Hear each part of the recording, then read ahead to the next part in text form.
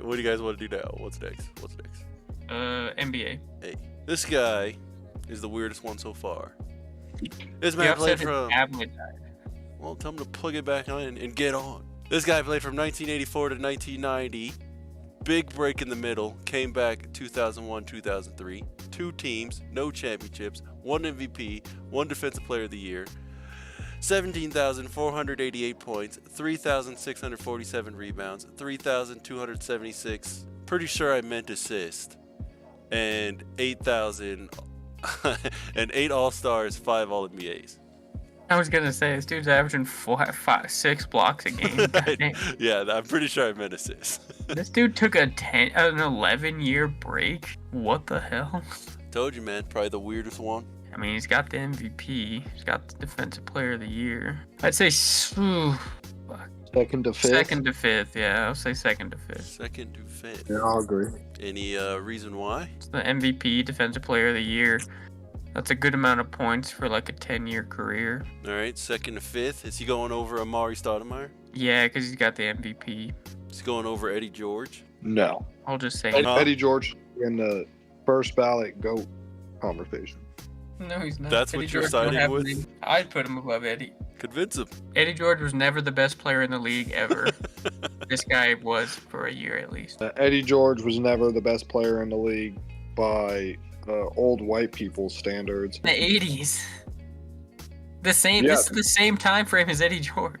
No, Eddie George was not in the 80s. He was in the 90s. Exactly. 90s. And this guy played in some of the 90s and early 2000s. Yeah, he wasn't the best player in the league in 2002 or 2003. Okay, but he was the best player in the league in the 80s when it was more white people voting. And more white people to play against. Not in the 80s, bro. We're not talking 1957. Bro, the 80s basketball sucked. The 90s basketball sucked. Didn't get good until LeBron James came into the league. We all know this. See, this is why I need a third person in here for these Yeah, I was swing going to say, votes. so put him above Eddie George. Top of second to fifth. All right, Newt, so you're putting him above Eddie George and CM Punk, right? Mute's definitely going to count for this third person at the moment. Well, then he's above Eddie George, but I'm not putting him above CM Punk. Why? Because he has no championship. CM Punk has plenty of You're going to put him over CM Punk, but not Eddie George, you bastard. I put Eddie George over CM Punk. Show your dogs. What? Weekend Warrior 126? What is going on this podcast, bro? Wait, what? Was that on? Dong? All right. So are you actually putting him over CM Punk? Yes. And Newt also put him above CM Punk. The only way I'll say he's below CM Punk is if Christian agrees to put him below Eddie George. That's so trash. CM Punk has multiple world champions. This guy's never been a world champion. CM Punk also is bald, so. How do you know this guy's not bald? You can't see him yet. I don't care. And CM Punk's not bald right now. So is this guy going to the top? Yeah, he's going at the top. All right. Any guesses on who this is? Yeah, Mike Lowry. I don't know anything about WWE, so can't comment. Mike Lowry? What? World be free. World be free. Final answers? Yep. So this is Michael Jordan minus his 6 championships. That's the dumbest thing I've ever heard. Ow.